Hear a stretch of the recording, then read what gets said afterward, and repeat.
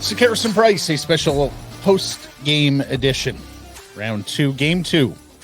Edmonton Oilers 4, Vancouver Canucks 3 in overtime. The Oilers even this best-of-7 Western Conference Series at 1 game apiece. Matt Sekeres alongside Blake Price. Grady Sass hitting switches, conducting things, and as always, the show presentation, Applewood Auto Group. Applewood Nissan in Richmond has fabulous deals right now on their wonderful, almost perfect. It has to be perfect. The Nissan Rogue, it really does everything you need it to do. It's the 2024s. They're in right now at lease rates at 2.99% for 24 months. See why it is the perfect vehicle for us in British Columbia. Go take one for a test drive. You'll fall in love. It's all good at Applewood. Well, Blake, the Vancouver Canucks have 3 separate leads in this game, including 3-2 heading into the third period off another goal from Nikita Zadorov, and what a postseason he's having. But they simply cannot contain that Connor McDavid line all night, but particularly in the third period. The shots in the third, 15-2 Edmonton, and then Evan Bouchard gets the winner in overtime with the help of Ian Cole's skate. Look, whereas we felt the Vancouver Canucks outplayed the Edmonton Oilers in game 1, it was pretty clear the visitors outplayed the home team in game 2. And, is protecting and leading the third is the kiss of death, apparently, right? Both teams fell victim to that in the third period. Oh, we've got the lead. Oh, we're so close to finishing this game off. Except you're not. It's a long time to hold on to a lead, and both teams have found that out the hard way. And then in overtime, you get the chance to refresh. And I thought the first couple of minutes, and on the TV side, they were talking about, the big first 2 minutes are really important. I thought it was a tie over the first 2 minutes. And then Ian Cole, he's had a really weird playoff and certainly a weird start to this particular series. Every mistake he makes is a very loud one. Yeah. And his stick sitting on the ice, I mean, it's like he played for the Oilers. It was a wonderful redirection, except he plays for the other team. And I guess he's trying to take away the backdoor play there, Blake, although there is another Canuck in close quarters. So he winds up working like a bank shot for Evan Bouchard. And it goes right off his blade, though, the blade of his stick. Like he's like, you have to be careful of that when you're standing in front. Like, you have to make sure you're not a scoring impediment for the other team, right? And yeah, it's just really unfortunate. But he was not great. The underlying numbers, he's amongst the 4 worst Canucks on the evening in terms of puck possession as well. So you hate to punish a guy for bad luck, but when the bad luck comes in bunches like this, is it more than bad luck? I don't know. Yeah, and we'll be asking at Sekeres and Price on Twitter and YouTube whether it's time for Noah Juleson, Abbotsford's Noah Juleson, to get a look in this series on that third pair on the right side. All right, let's dig into this a little bit more. Gotta say, for a guy who is 50-50 and a game-time decision with a lower back injury or lower back spasms, whatever it is with that lower back that's bothering Leon Draisaitl, he was magnificent tonight. 4 points. So was the Edmonton captain, Connor McDavid. He matches him with 4 points. And really, the adjustment here from Coach Knobloch on the Edmonton side of knowing that Draisaitl isn't at 100% and putting him on a wing with Connor McDavid pays off in spades. The Canucks didn't have a lot of answers for that line all night. They were dangerous. They scored in bunches. And look, some heroic stuff from JT Miller and others in trying to defend that line, but it's clear that that line is going to be a problem for the Canucks, and they're going to need an answer, and quickly here in advance of Sunday's Game 3. Yeah, I wonder what that can possibly be. Now, those guys were on the ice in Game 1. They weren't on the ice together necessarily in Game 1, but they were on the ice together, in Los Angeles when they were held to 13 shots. Like, they don't do that every night. Like, they're very good players. They are amongst the top. That might be the best player in the league and the 6th best player in the league. So I'm not trying to diminish that, but I'm still saying they are containable to some degree, to a better degree than tonight. That doesn't need to be the norm tonight. And I wonder if you just try to fight fire with fire. Do you go lotto line against that line and see if that works? But you're seeing what the lack of a true burner, a top 6 burner, not like a Ryan McLeod burner, like a skilled guy with a ton of speed. The Canucks don't have that guy. None of the Canucks' best players are super fast. And You see what that does? It just freezes Yep. the Canucks in their tracks when they see McDavid coming up with a full head of steam. Yep. And look, the Oilers have somewhat of Canucks disease in that they are getting a whole lot of nothing from a lot of the other forwards out there.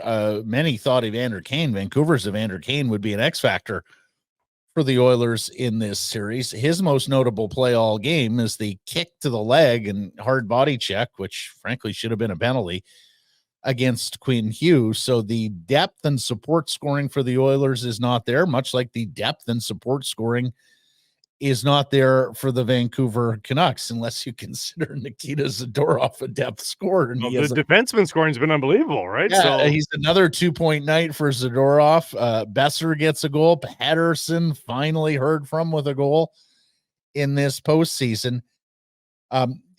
Look, you're right about Draisaitl and McDavid. They're not going to look that good each and every night. No, but they're also not going to look as bad, or particularly McDavid look as bad as game one. Even the happy middle there, somewhere in the middle there, is still pretty scary for the Vancouver Canucks. And, we said it before the series, there may be some games where you just flat have to outscore the Oilers. They did that in game one. They weren't able to do that in game two. And once again, you can take a look at at the forward ranks and say to yourself, there are guys there that just aren't producing, that at some point have to produce if the Canucks are going to win this series. For sure. There's a lot of snake bitten players out there. I thought Höglander and Mikheyev had giddy up at times. I thought they had moments where they were really, pushing it along the walls and trying. Mikheyev's speed. Mikheyev almost catches up to McDavid on that breakaway. He is 6 inches shy of a stick check there. But ultimately, like, we're talking about purple ribbons at this point, where the participation ribbons, and ultimately you eventually do need them to show up. The Canucks are depth scoring, or defenseman scoring is depth scoring, so the Canucks are getting that. Okay. But you'd love to get a little smattering. Hey, Sam Lafferty hits a crossbar today. He played 9 minutes. If you get a goal on a 9-minute guy, you'd be super happy. But none of that ends up happening, and the Canucks pay the price. Yeah, I mean, you can take a look. Third line was very quiet again tonight, Blake. And this is 2 series in a row where they play a huge role in game one and then go awfully quiet in game two. Elias Lindholm, who might have been the best Canuck in game one, is a whole lot of zeros out there, and he gets dominated in the faceoff circle tonight when he was the one doing the dominating in game one. So yeah, huge pendulum swings. The statistical pendulum swings, it's unbelievable from game to game. But Blake, when I talk about the depth forwards and the depth scoring, Joshua, not a shot attempt tonight. Yeah. Teddy Bluger, not a shot attempt tonight. Phil DiGiuseppe, not a shot attempt tonight. Elias Lindholm, not a shot attempt tonight. Hell, JT Miller, not a shot attempt tonight, which seems strange to me. Perhaps they'll give him one once we get to on the power play. I could have sworn audits. Perhaps the audit will show something. But anyways, depth scoring remains an issue for the Vancouver Canucks, although they can take some solace in the fact that really it's just one line that's doing the damage for the Edmonton Oilers. Okay, we have got to talk about officiating. Officiating, of course, a big storyline heading into the game, with the assignment going to Richmond's Kelly Sutherland, who has been such a Canucks nemesis over the years. And what I'll say about officiating tonight is I thought it was probably the worst officiated game. No, it was definitely the worst officiated game of the 8 that the Vancouver Canucks have now played in the playoffs. Mention the Kane hit on Hughes. I mean, he picks up his left skate and kicks Hughes while twisting him. Could have been a penalty.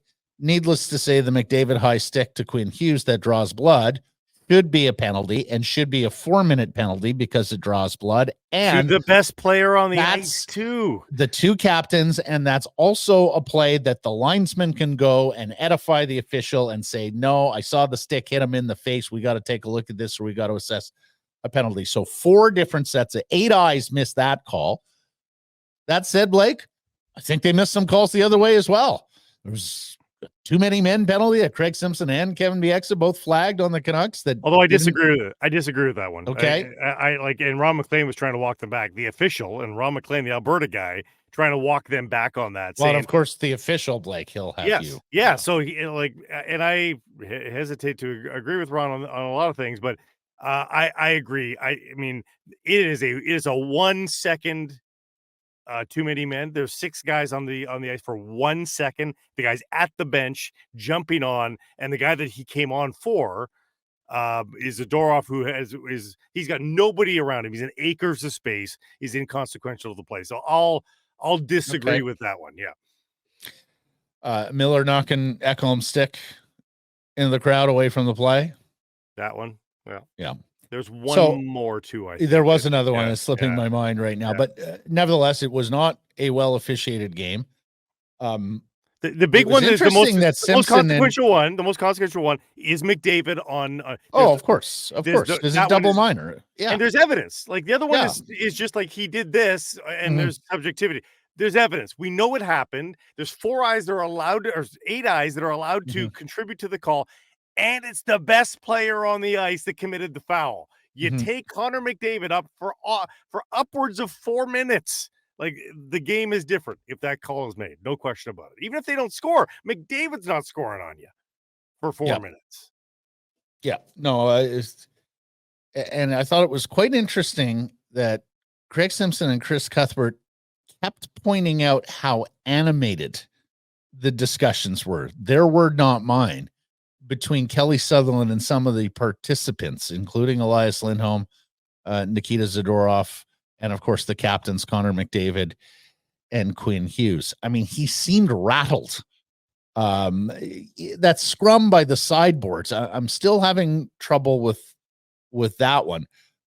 Carson Soucy punches Evan Bouchard. For some reason on NHL.com, they have it a roughing against Zach Hyman. Bouchard punches back. There's no call. They pulled Draisaitl out of the pile for roughing against Suter on that play. And the delay a game puck over glass to Suter, it looks like the puck rides up, I think it was Bouchard's stick, before going out of play. So I was left wholly confused by the entirety of that situation. Who got penalized, who didn't, and why one of the calls was there for puck over glass. So yeah, I think that was a tough night for the guys in stripes. And I think if you're a Canucks fan, you're certainly hoping you don't see Kelly Sutherland again this postseason, based on all the history and based on the performance this evening. I loved the interaction that we saw with Quinn Hughes and Kelly Sutherland coming together as blood is trickling down Quinn Hughes's cheek, and Kelly Sutherland comes over to tell him, now I do have to ask you to leave as well. That's too much blood. You're going to have to get that to stop before I lie. Right. So sorry I missed the penalty. Yeah. And could you mind leaving as well? Do you mind getting off the ice as the best player on the Vancouver? Like, it was just too much for words. And, there was a little part of me that felt a little bit sheepish about today's Daily Show. Was that too much to go at Kelly Sutherland like that? And I don't know that it was. I mean, it was a poorly. It's not all him. Furlott's there too. But again, if you're allowed to talk to each other, and in fact, the NHL has made a much bigger deal of that. Of they want them to muster and talk to each other, and then there wasn't enough of it tonight. Well, I mean, I'll say this: I don't relish, I don't seek out to put officials on blast on our show. Like, that's just not something we've done over 13 years of doing the show together. But with this specific referee. And again, in light of any kind of transparency from the NHL or even explanations of the calls that are made and not made, when other leagues are going one step, if not several steps, beyond where the NHL is right now, to inform and educate their fans as to why calls are made, and the NHL living in just this murkiness of subjectivity on so many calls out there, then that's something we're going to do. That's something that our audience wants to hear, particularly because many of them know the history of this official and the Canucks. I mean, it was being flagged and talked about before we sat down and hit record on today's show, Blake. And So, yeah, my hope is that's the last we see of Kelly Sutherland, that the league understands that there is a problem and that there is not full trust of this official from hockey fans in British Columbia. Okay, let's move on. I want to get to one of the replies that we got Sure. to our post-show tweet. We asked you what stood out in the Oilers 4-3 victory. Don't love the account name here, Low Life Sedin, but I do like the information below. Very clear. Hopefully that's self-deprecating. That's he's calling himself that, I hope. Very clear. The Oilers' strategy is just to play McDavid into the ground in order to take away our depth and then try to drag this thing into the mud to utilize the special teams advantage. Said it before the series. A quick whistle and a lot of power plays is advantage Edmonton Oilers.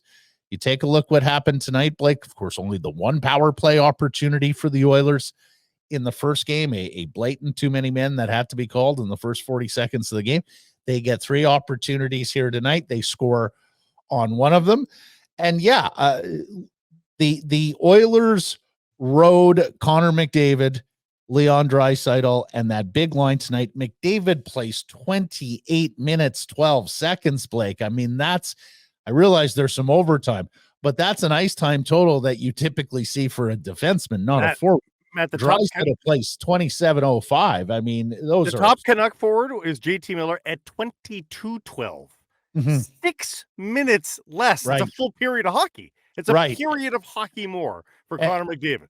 And this is one of the reasons I picked this tweet to talk about. It's clear that Tocchet wants the JT Miller line against the Connor McDavid line. I think it's also clear that Rick Tocchet can't play JT Miller's line 28 minutes. No. Against McDavid and Draisaitl. And so this is something that's going to have to be reckoned with the Canucks. They're going to need Pettersson's line out there from time to time against McDavid and Draisaitl, who I presume are going to stay together. They're going to need Lindholm and that third line out there from time to time against McDavid and Draisaitl. And it is going to be interesting to see, although, I would suspect that this is round 2 and he can handle the load if any fatigue does set in for Connor McDavid, because if not, that's going to be a lot of trouble for the Canucks. On the Draisaitl side, it's astonishing to see him play that much for a guy who characterized himself 50-50 game time decision, although I think there was some sandbagging there. But if, in fact, he does have a lower body injury, back injury, and if, in fact, he is going to play on the wing, Blake, which means he's along the boards more often than he would be at center, then the Canucks have to punish him at every opportunity. And I thought that was woefully lacking tonight. The physical play against Leon Draisaitl was something that needs to go way up in game 3. He wasn't hit. He didn't lay a single hit himself. So that tells you he's avoiding the contact a little bit, doesn't he? He didn't lay a single hit himself. 27 minutes for him, 26 minutes for Zach Hyman. So all of them played that much. You're right. That can't be the plan for Knobloch, to have a steady diet of 27-minute nights for those guys. You can't last that long in a 6-7 game series. You can't. Here's the thing. I think it is the plan for Knobloch in this series. I'm not sure it's the best plan to win a Stanley Cup for the Edmonton Oilers, because eventually you may regret leaning on these guys so much and tapping them out before the Stanley Cup final. But it might be enough to win this series. Okay, so what about this as a plan going forward for the Vancouver Canucks? If you're not doing Lotto Line full time, and I don't think they want to do Lotto Line. Well, that's Do you go back? Although I think you have to consider that again, Blake, because Mikheyev and Höglander are such nothings offensively. So do you do this? Do you go back to the best third line in hockey? Do you give Bluger and Garland and Dakota Joshua one last ride to see if they can rekindle their magic? And you put the two Eliases together, and you play 3 lines, Blake. And you play 3 lines. And I think you're at a point where you have to consider just playing 3 lines and only occasionally going to the 4th line. I'm sitting here looking at it. Lafferty plays 8 minutes and 54 seconds. DiGiuseppe plays 8 minutes and 51 seconds. Bluger plays 15:46. Albeit he's a penalty killer and logged 2.5 minutes of ice time. So right there, you've got your answer to some degree, Blake. The You Oilers trust didn't use Bluger. the He Oilers trusts didn't use their Bluger. fourth He line. doesn't trust the fourth line wingers, Lafferty and Di Giuseppe, or at least not enough to play more than 9 minutes. So yeah, I mean, I think you have to consider being a roll three lines and spot the fourth line in Edmonton. The Oilers didn't use their fourth line. Dylan Holloway played 657. He's Dylan barely there. Holloway was J-Pat said it in studio as we were watching. Holloway, more like hologram. Yeah. He's just invisible. 734 for Derek Ryan. And Mhm. Matthias Janmark goes from riding shotgun with Connor McDavid one night to 9 minutes and 12 seconds the next night. Yeah, So, and Janmark's a bit of a utility club for them, so I think I think a lot of people who follow the Oilers saw this coming, knowing that he would be downgraded.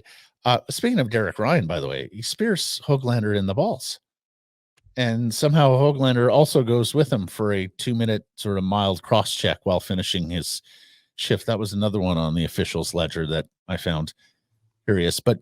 Yeah, no, I think I think we're looking at the game here, or the series here as we go to game 3 in Edmonton. Yeah.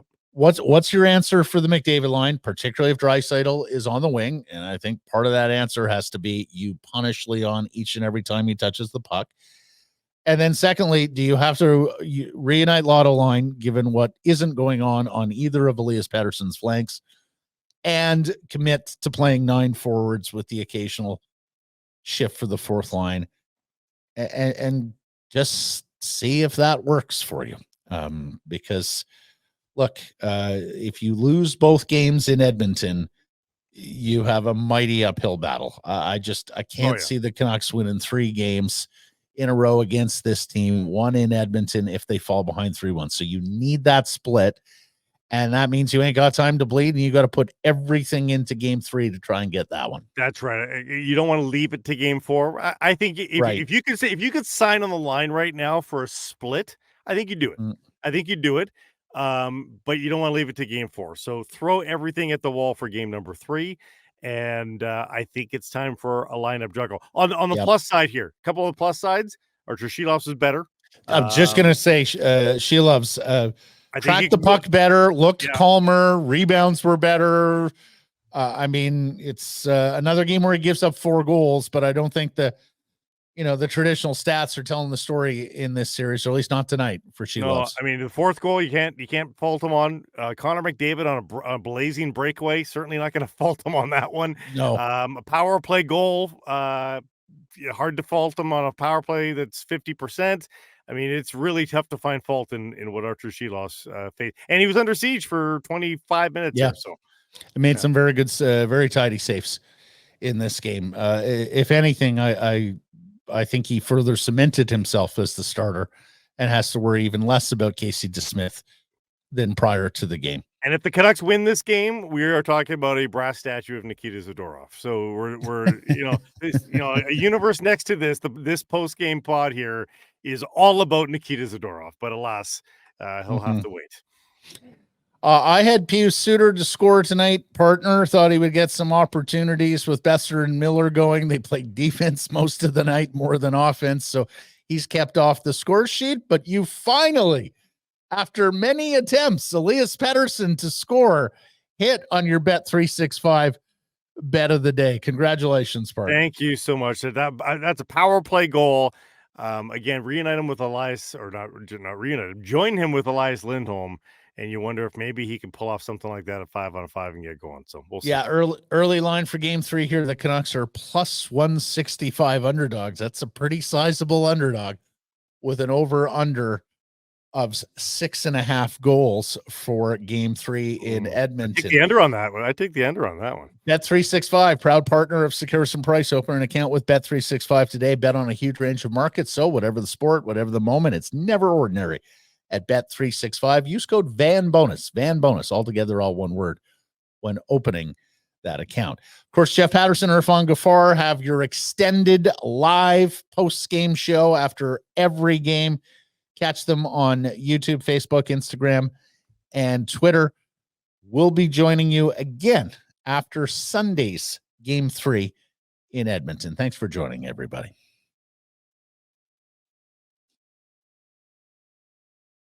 Hey, everybody, if you're enjoying what you're seeing here, then follow along with Sekeres and Price on YouTube. I promise more content coming. The kids call it subscribe on YouTube. Well, how about liking it? Do that as well. Smash it right now.